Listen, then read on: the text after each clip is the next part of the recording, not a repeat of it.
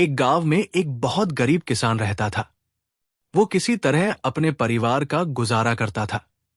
उसके घर के आंगन में एक छोटा सा बगीचा था। किसान ने खूब मेहनत करके बगीचे में बैंगन के पौधे लगाए, लेकिन बैंगन के पौधों में बैंगन नहीं लगे। बस एक पौधे में एक ही बैंगन लगा। किसान ने अपनी पत्नी से कहा, भाग्यवान, इसमें तो एक ही बैंगन लगा है। अब बाजार में क्या बेचेंगे? इसे अपने ही घर में रख लेते हैं। देखते ही देखते वो बैंगन कद्दू जितना बड़ा हो गया। एक दिन किसान उसे तोड़कर अपनी पत्नी को दे आया और कहा, आज तुम इसकी सब्जी बना लो, मैं खेत से आता हूं, फिर हम दोनों साथ बैठकर खाना खाएंगे। किसान की पत्नी जैसे ही बैंगन काटने लगी, पता नहीं कहां से एक आवाज आई, धीरे धीरे काटो, धीरे धीरे। ये सुनकर वो डर गई और इधर उधर देखने लगी, पर उसे कोई नहीं दिखा। वो फिर बैंगन को काटने लगी। दोबारा वही आवाज आई, धीरे धीरे काटो, धीरे धीरे। किसान की पत्नी ने ध्यान से सुना तो उसे लगा कि ये आवाज उस बैंगन में से आ रही है। उसका दिल कांप गया। उसने बैंगन को फेंक दिया और घर से बाहर निकल गई। वो भागते भागते अपने पति के पास खेत पहुंच गई। किसान ने पूछा, अरे भाग्यवान, ऐसे कहां भागी हुई चली आ रही हो? उसकी पत्नी ने सारी कहानी अपने पति को बताई। किसान को बहुत हैरानी हुई। उसने कहा, तुम्हें कोई भ्रम हुआ होगा। ऐसा कैसे हो सकता है कि बैंगन में से आवाज आ रही हो? किसान की पत्नी ने कहा, आप खुद चलकर देख लीजिए, वो आवाज उसी बैंगन में से आ रही है। किसान और उसकी पत्नी घर आए। जैसे ही किसान की पत्नी बैंगन को काटने लगी, उसमें से आवाज आई, धीरे धीरे काटो, धीरे धीरे। किसान भी हैरान हो गया और उसने अपनी पत्नी से कहा, अब इस बैंगन को धीरे धीरे ही काटो। किसान की पत्नी ने उस बैंगन को बहुत प्यार से काटा तो उसमें से एक लड़की निकली। दोनों ये देखकर बहुत हैरान हो गए। किसान की पत्नी खुश होकर बोली, हमारे पास कोई बेटी नहीं थी, हम इसे अपने पास रख लेते हैं। तब किसान ने कहा, हम अपना ही पेट नहीं पाल सकते तो इसे क्या खिलाएंगे? उसकी पत्नी ने कहा, हम जो खाते हैं इसे भी वही खिलाएंगे। दोनों ने उस बेटी को अपने पास रख लिया। क्योंकि वो बैंगन से निकली थी, इसीलिए दोनों ने उसका नाम बैंगनती रखा। बैंगनती भी अपना परिवार पाकर बहुत खुश हुई। धीरे धीरे समय बीता और बैंगनती अब बड़ी हो गई थी। वो बहुत खूबसूरत थी। एक दिन वो अपने पिता के साथ खेत में काम करवा रही थी। तभी वहां से उस राज्य का राजा गुजरा। राजा बैंगनती को देखते ही उस पर मोहित हो गया। उसने पास में खड़े एक आदमी से पूछा, ये लड़की कौन है? उस आदमी ने कहा, ये उसी किसान की बेटी है जिसके साथ वो लड़की काम कर रही है। राजा अपने महल वापस चला गया। राजा ने बैंगनती से शादी करने का फैसला कर लिया। राजा ने किसान को अपने दरबार में बुलाया और अपनी बेटी के साथ शादी करने का प्रस्ताव रखा। किसान ने राजा से कहा, महाराज, वो मेरी अपनी बेटी नहीं है। राजा ने कहा, जो कहना है साफ साफ कहो। किसान ने राजा को सारी सच्चाई बताई। तब राजा ने कहा, मैं बैंगनती से शादी करना चाहता हूं, उसे अपनी रानी बनाना चाहता हूं। आप चिंता न करें, मैं उसे अपनी पलकों पर बिठाकर रखूंगा। किसान ने कहा, महाराज, आप एक मामूली से किसान की बेटी के साथ शादी क्यों कर रहे हैं? तब राजा ने कहा, मैं बैंगनती की सुंदरता से मुग्ध हो गया हूं, अब बैंगनती ही मेरी रानी बनेगी। किसान की खुशी का ठिकाना न रहा। वो भागा भागा अपने घर आया और सारी बातें अपनी पत्नी को बताई। ये सुनकर किसान की पत्नी भी बहुत खुश हुई।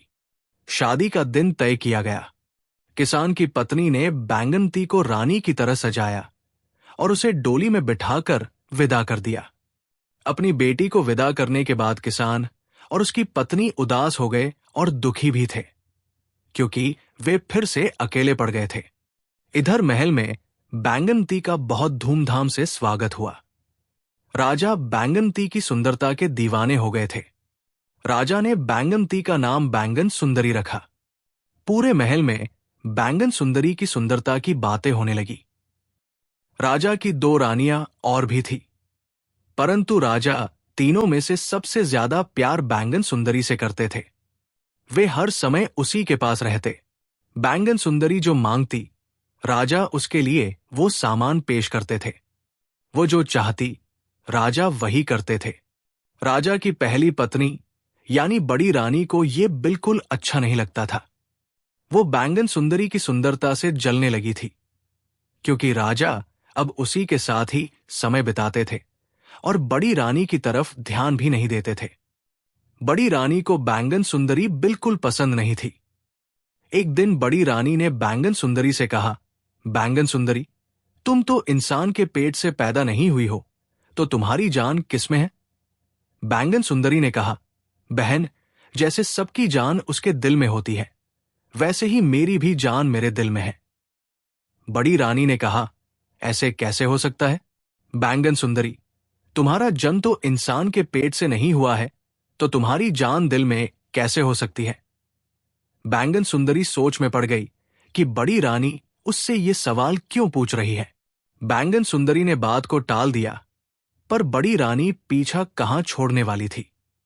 वो जब भी बैंगन सुंदरी के पास बैठती, यही सवाल पूछती।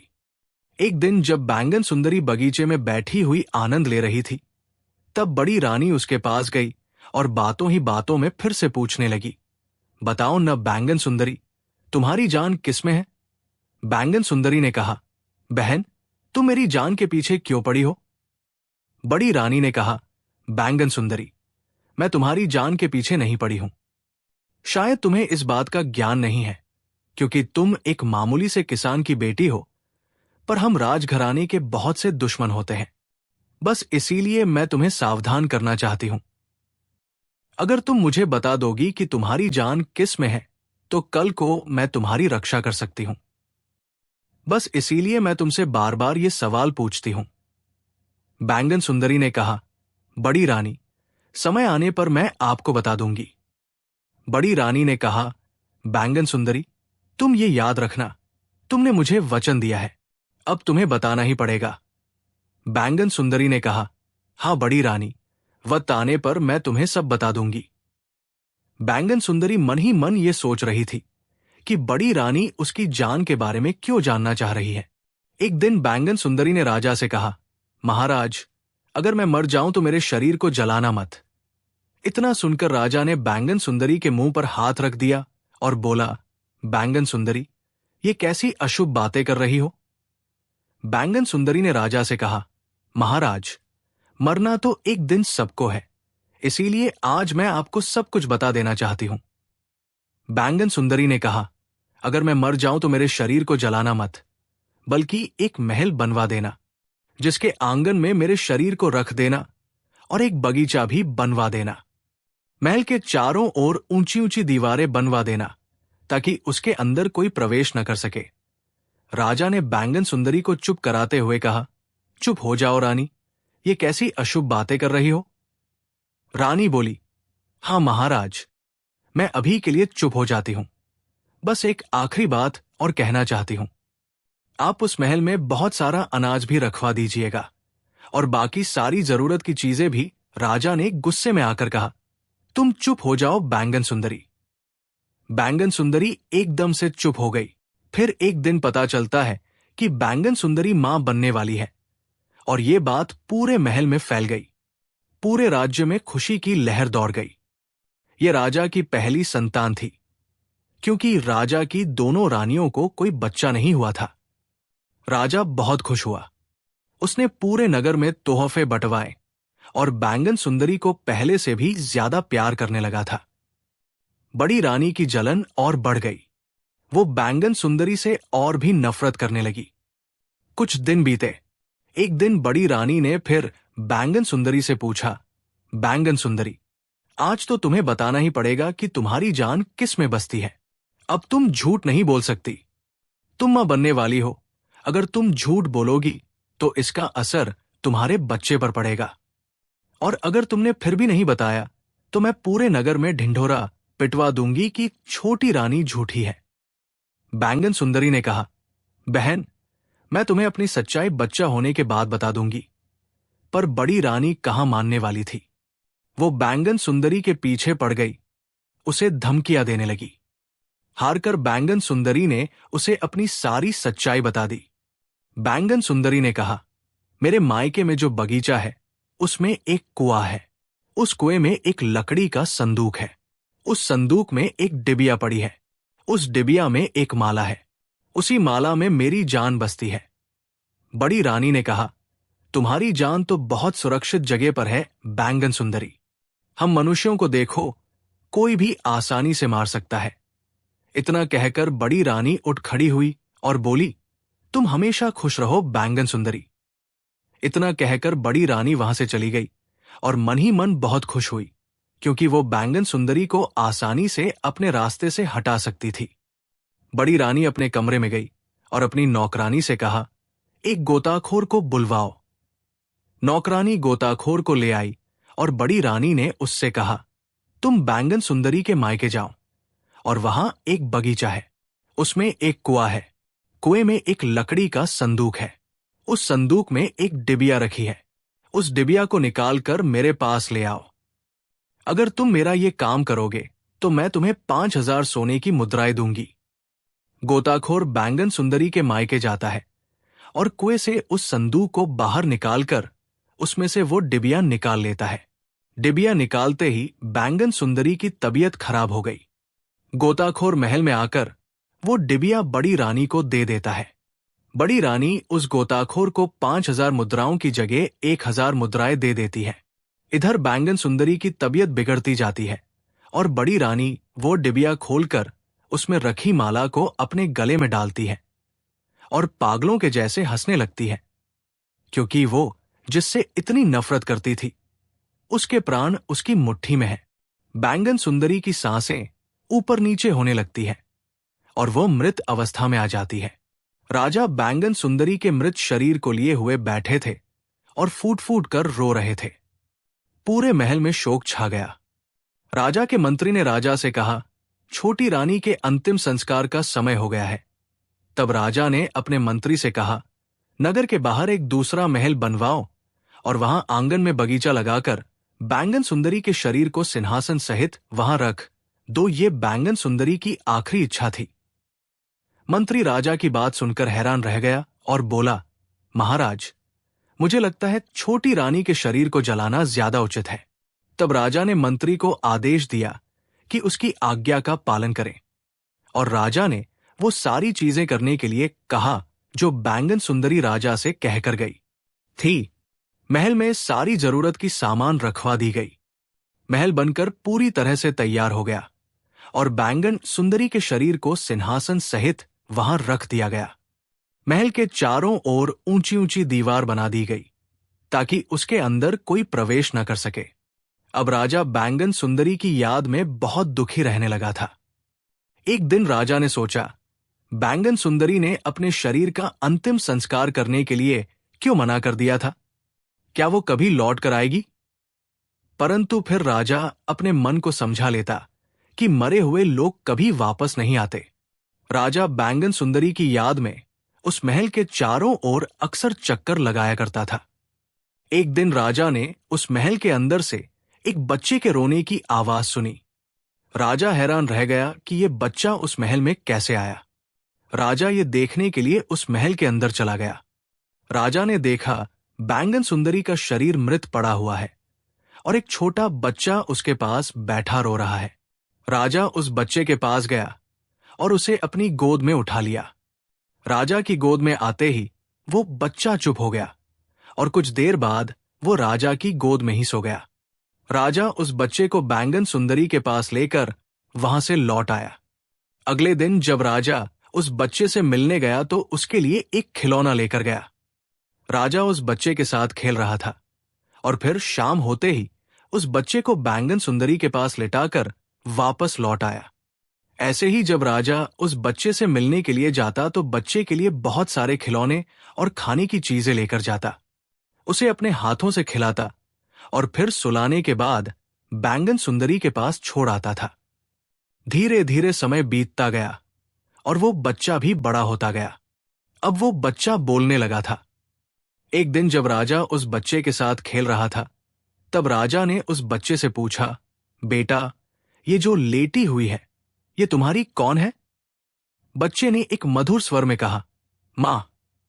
राजा हैरान रह गया और वो समझ गया कि ये बैंगन सुंदरी का ही बच्चा है। राजा ने उस बच्चे से पूछा, बेटा, तुम्हें रोज खाना कौन खिलाता है? उस बच्चे ने कहा, मां। राजा बैंगन सुंदरी के शरीर की ओर देखने लगा, परंतु बैंगन सुंदरी उसी अवस्था में लेटी हुई थी जिस अवस्था में राजा और उसके मंत्री उसे छोड़कर गए थे। राजा को बहुत हैरानी हो रही थी। फिर राजा ने उस बच्चे से पूछा, तुम्हारी मां कब उठती है? बच्चे ने कहा, रात में। राजा ने बच्चे से कहा, बेटा, आज रात में जब तुम्हारी मां उठेंगी तो तुम मां से ये सवाल पूछना कि वो रात में ही क्यों उठती है। इतना कहकर राजा उस बच्चे को बैंगन सुंदरी के पास सुलाकर चले आते हैं। रात हो जाती है। बैंगन सुंदरी उठ जाती है। जैसे ही बैंगन सुंदरी अपने बच्चे को खाना खिलाने के लिए आगे बढ़ती है, बच्चा कहता है, मां, मेरा पेट भरा हुआ है। बैंगन सुंदरी हैरान हो जाती है कि इस महल में तो कोई नहीं आ सकता, फिर मेरे बच्चे को खाना किसने खिलाया है? बैंगन सुंदरी ने बच्चे से कहा, बेटा, तुम्हारा पेट कैसे भरा हुआ है? तुम्हें कौन खाना खिलाकर गया? बच्चे ने कहा, राजा जी आए थे और वो रोज आते हैं। मेरे लिए बहुत सारे खिलौने और मिठाइयां लाते हैं। मैं उनके साथ खूब खेलता हूं। फिर बच्चे ने बैंगन सुंदरी से कहा, मां, राजा ने एक सवाल पूछा है। बैंगन सुंदरी ने कहा, पूछो बेटा। बच्चा कहने लगता है कि आप रात में ही क्यों उठते हैं? दिन में क्यों सोती रहती है? बैंगन सुंदरी समझ गई कि राजा सारी सच्चाई जानना चाहते हैं। उसने सोचा, सारी सच्चाई बताने का सही समय आ गया है। उसने अपने बेटे से कहा, बेटा, कल जब राजा जी आए, उनसे कहना कि बड़ी रानी ने जो अपने गले में माला पहन रखी है, उसी में मेरी जान बसती है। दिन में बड़ी रानी उस माला को अपने गले में पहन कर रखती है और जब रात में सोते समय उसे उतार देती है तो मैं जग जाती हूं। बेटे ने अपनी मां से कहा, मां, मैं राजा जी को सब बता दूंगा। अगले दिन सुबह जब राजा उस बच्चे से मिलने के लिए आते हैं तो बच्चा राजा जी से सारी सच्चाई कह देता है। राजा समझ गया कि बड़ी रानी बैंगन सुंदरी से जलती थी, इसीलिए उन्होंने बैंगन सुंदरी का राज पूछा और उसे मार दिया। अब राजा योजना बनाने लगा था कि बड़ी रानी से वो माला वापस कैसे ली जाए। इधर बड़ी रानी बहुत खुश थी। वो महल में सब पर हुकूमत कर रही थी। एक रात जब राजा बड़ी रानी के पास आते हैं, तब राजा बड़ी रानी से कहते हैं, रानी, मुझे आपको एक बहुत जरूरी बात बतानी है। बड़ी रानी कहती है, बोलिए महाराज। राजा कहते हैं, मेरे गहरे दोस्त का एक बेटा है। उसकी मां अब इस दुनिया में नहीं है। वो बेटा अभी बहुत छोटा है। बिना मां के उसका पालन पोषण करना मेरे दोस्त के लिए बहुत कठिन हो गया है। अगर तुम्हारी आज्ञा हो तो उस बच्चे को हम महल में ले आते हैं। बड़ी रानी कहती है, जरूर, हमें आपके दोस्त की मदद करनी चाहिए और वैसे भी हमारी कोई औलाद नहीं है, तो हम उस बच्चे को कुछ दिनों के लिए अपने पास ही रख लेते हैं। अगले दिन जब राजा बच्चे से मिलने जाता है तो उसे समझा देता है कि जैसे ही बड़ी रानी तुम्हें गोद में उठाए, तुम बड़ी रानी के गले में जो माला पड़ी है उसे पकड़कर रोने लगना और तब तक चुप नहीं होना जब तक बड़ी रानी तुम्हें वो माला न दे दे। राजा बच्चे को महल में लेकर आ जाता है। सब लोग उस बच्चे को बहुत प्यार करते हैं। एक दिन बड़ी रानी उस बच्चे को गोद में लिए हुए बैठी थी। अचानक बच्चा उस माला को पकड़कर रोने लगता है। बड़ी रानी बहुत कोशिश करती है, तरह तरह के खिलौने लाकर रखती है, परंतु वो बच्चा चुप होने का नाम नहीं लेता है। अचानक से बड़ी रानी के कमरे में राजा आ जाते हैं और पूछते हैं, बड़ी रानी, ये बच्चा क्यों रो रहा है? बड़ी रानी कहती है, महाराज, इस बच्चे को ये माला चाहिए। तब राजा कहते हैं, तो क्या हुआ रानी? इतनी मामूली सी चीज के लिए बच्चा इतनी देर से रो रहा है, तुम उसे ये माला क्यों नहीं दे देती? बड़ी रानी कहती है, महाराज, ये माला मैं किसी को नहीं दूंगी, ये मेरा सबसे प्रिय है। राजा कहते हैं, बड़ी रानी, मैं तुम्हारे लिए इससे भी महंगे और अच्छे गहने ला दूंगा, तुम ये माला इस बच्चे को दे दो। बड़ी रानी कहती है, हरगिज नहीं महाराज, मैं ये माला किसी को न दूंगी। राजा कहते हैं, बड़ी रानी, मैं इसी के जैसी माला तुम्हें लाकर दे दूंगा। ये माला इस बच्चे को दे दो। देखो, ये बच्चा चुप होने का नाम नहीं ले रहा है। अगर इसे कुछ हो गया तो हम अपने दोस्त को क्या जवाब देंगे?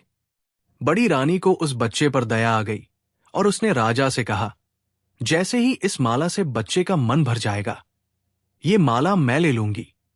राजा ने कहा, जैसा आपको ठीक लगे। बड़ी रानी वो माला उतारकर उस बच्चे को दे देती है।